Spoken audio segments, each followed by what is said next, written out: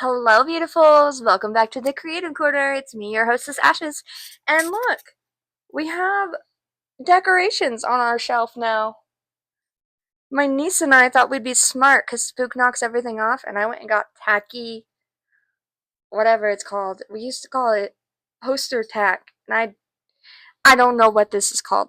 But we went and got this and stuck it on the bottoms of everything, and Spook screamed at this little cat right here because he couldn't knock him off. But nothing has moved, and so I consider that a victory. We still have to figure out down here, but we are getting better.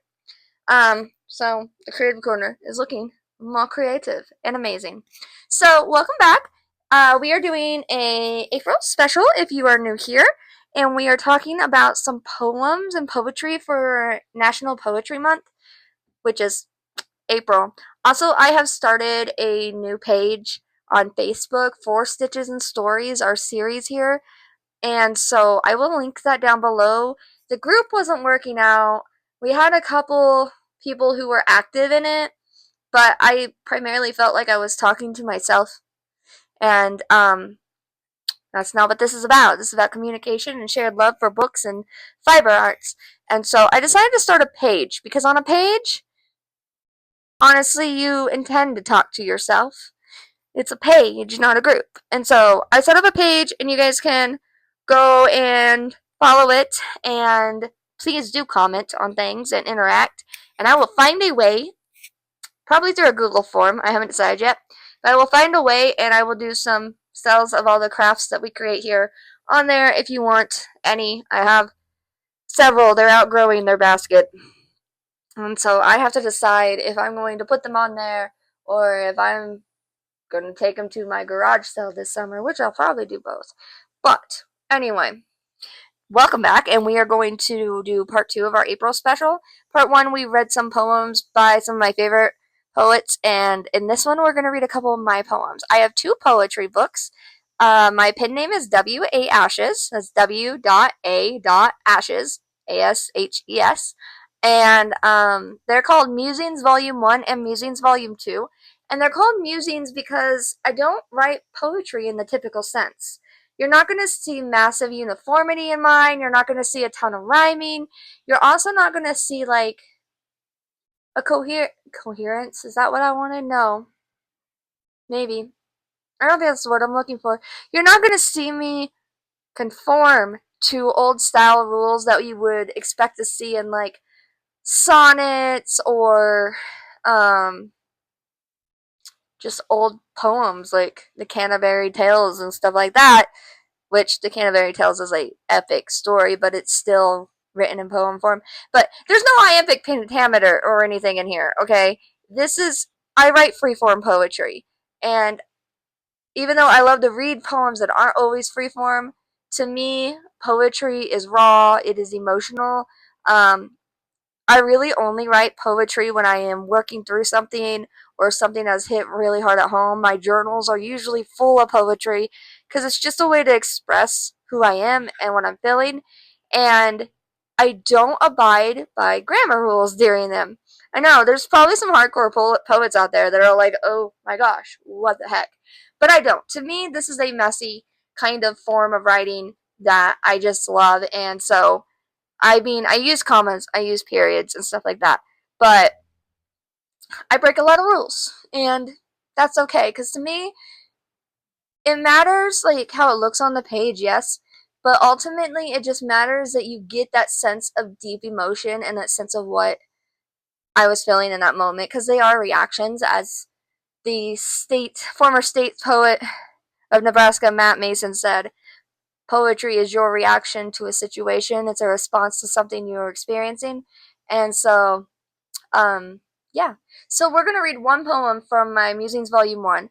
I wrote this book back in college and early young adult years, and so a lot of it is experimental writings, and this one isn't fully poems. Some of them are just free form writing and stream of consciousness styles. Um, and honestly, there's several in here that are more prose than poetry.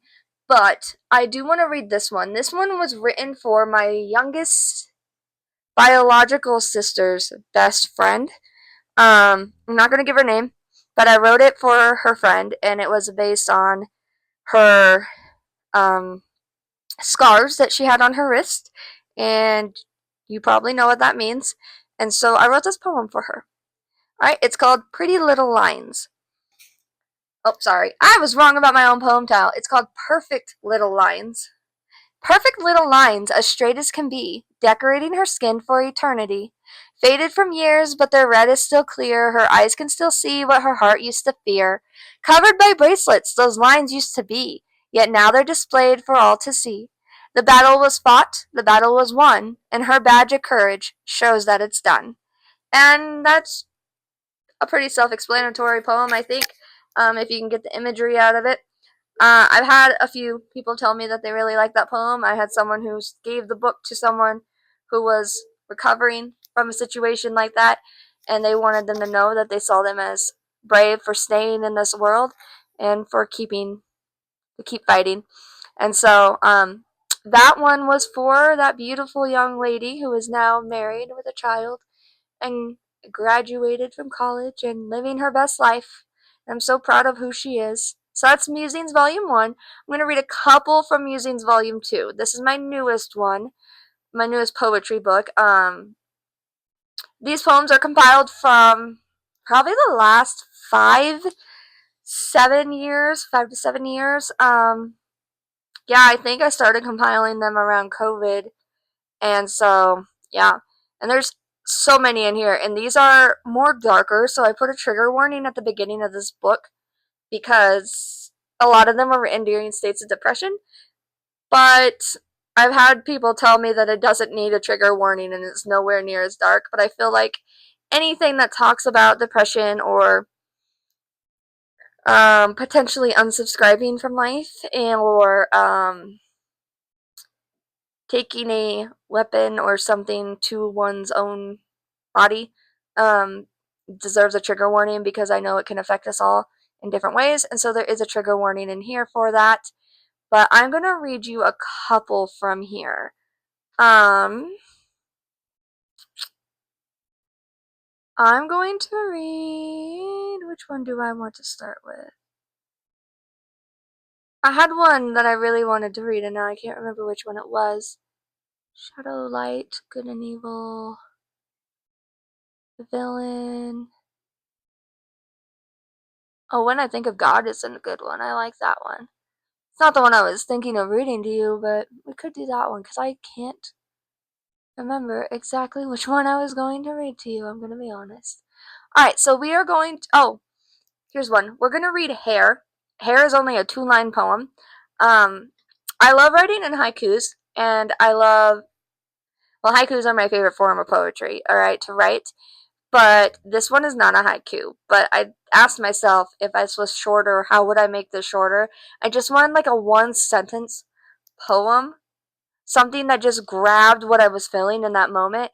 And a lot of people who suffer with mental illnesses and stuff, we make jokes saying that the mental health gods are demanding a sacrifice, and then we cut our hair off or we dye it and stuff. And we make a change to our physical appearance because that is something we can control about the world, and it is all about control at that moment. You need to feel like you have some kind of power. And so I went through a ton of different colors of my hair for a while.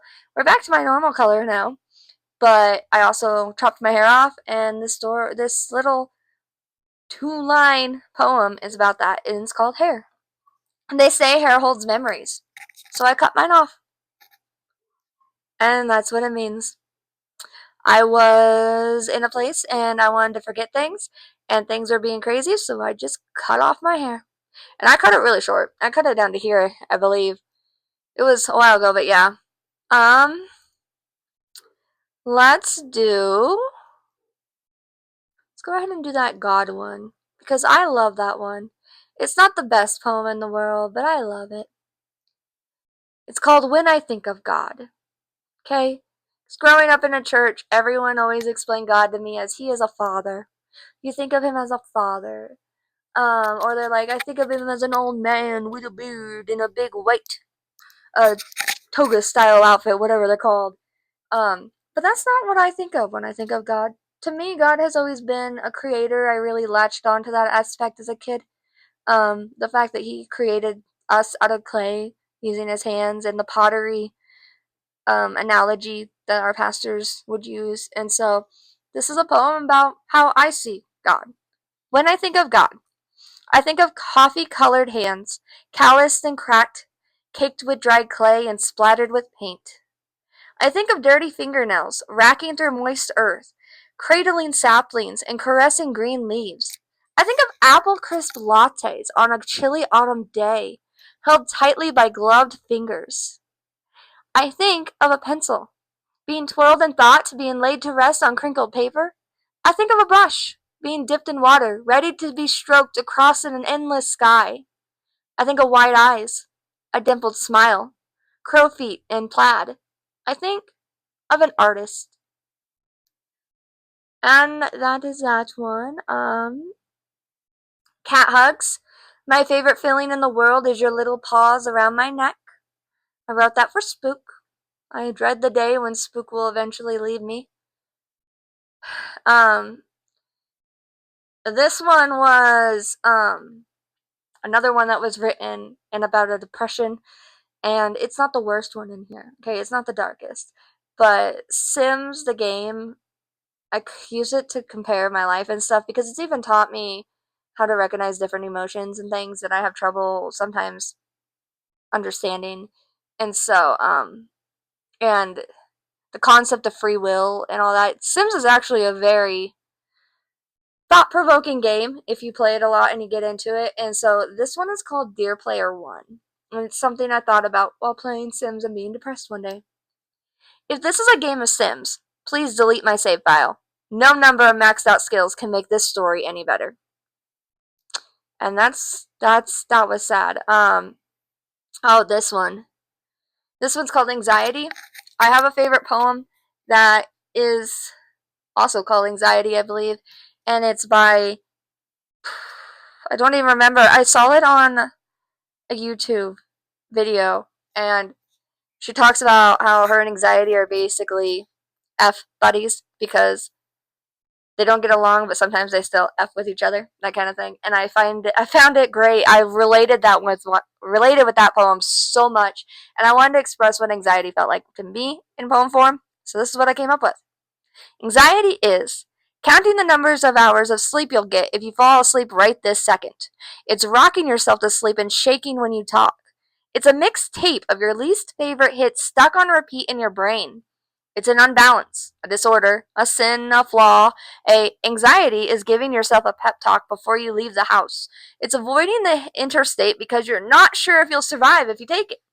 It's canceling plans at the last minute because you're rooted to your bed. It's a sickness, a stigma, a cry for help, an illusion. A anxiety is a curse that turns extroverts into introverts. It's a maleficent entity intent on plucking your wings one feather at a time. It's a brain trying to convince a soul that everyone is out to get it. And that's the closest I've ever come to being able to describe what it feels like to have an anxiety disorder. This is another one that I wrote for my cat. It's called Unconditional. I never knew unconditional love until I looked into your eyes. The fact that my cat has a better soul than most humans is a hard reality.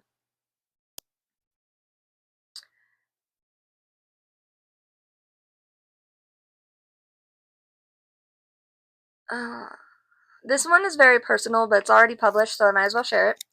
It's called Ticking Time Bomb. Um, I have had a unsubscribe plan since I was 12 years old. And it's changed over the years, but the one that is what I have called to my therapist my backup plan has been around since I was probably around 16. I have no intention of using this at the moment, but there are times when things get really bad and I think of how easy it would be just to do that plan. Um, this poem was written because my little brother won't admit to having a lot of feelings. He wants to be seen as stoic and uncaring and that he can just share his opinion and he doesn't care what others think or anything. But one time I was on the verge of an issue and I ended up on a watch for a short period of time while they were messing with my medicine, and he sat in the room on the bed, and I told him what I was thinking, and he told me, I'd really rather you didn't. And it stuck with me. And so a couple years ago, I think this was only about maybe 2 or 3 years ago when I wrote this one. This is one of my newer poems in the book. I was going through a very downward spiral. I'd lost a job I cared about. I honestly, purposely lost that job. I quit the job.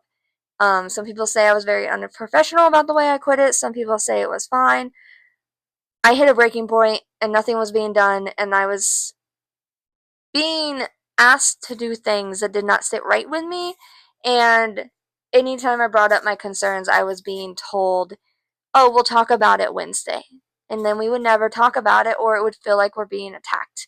And so I was in a bad place, and I quit what I had considered to be my dream job. And I didn't know what to do. And this came about from that dark depression. It's called Ticking Time Bomb. It's only a matter of time before I end it all. I've always known my sorry guys. Ticking time bomb. It's only a matter of time before I end it all. I've always known my most likely cause of death is myself. I lay awake surrounded by shadows and calculate how long it'd take someone to find my body. It's hours at least, and days at most. For the only person who ever goes out of their way to check on me sleeps until 3 in the afternoon. I can't let him be the one to find me. I can't let him bury his older sister. So I pick myself up, wipe my tears, and pretend to only be mildly thinking about the word I can't say on TikTok or YouTube or anywhere, because then I will be in trouble until the next time the abyss drags me under. Like I said, it's not that dark, but it is. This one is written about me thinking late at night about my mom and my dad, and how one day I'm going to have to live in this world without them. And it's called The End. Your death isn't something that I survive. I told you these are kind of sad. I'm trying to figure out. I would like to end this on a good note. I wonder if home is coming to mind. Home is a memory. Um, read Home and see if that one's a little bit happier. Okay? Home. Home is a Home is no longer a place, but a memory. A checkered couch, short curtains swaying in a spring breeze, as cotton floats outside the kitchen window. The floor creaks, and the stairs are too steep to run up, but it smells of grass and vanilla.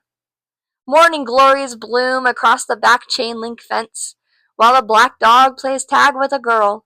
Oh, that girl who talked to herself on the swings and made up games on the trampoline. She played hero, in her upstairs bedroom with her dolls, never once thinking she'd become the villain. A splattered room, with dolphin posters on the walls, and a bed with satin blue covers. Green shag carpet, ugly but soft and perfect to lay on, even as the house shuddered in a storm. Home is not a place for me. It's a memory.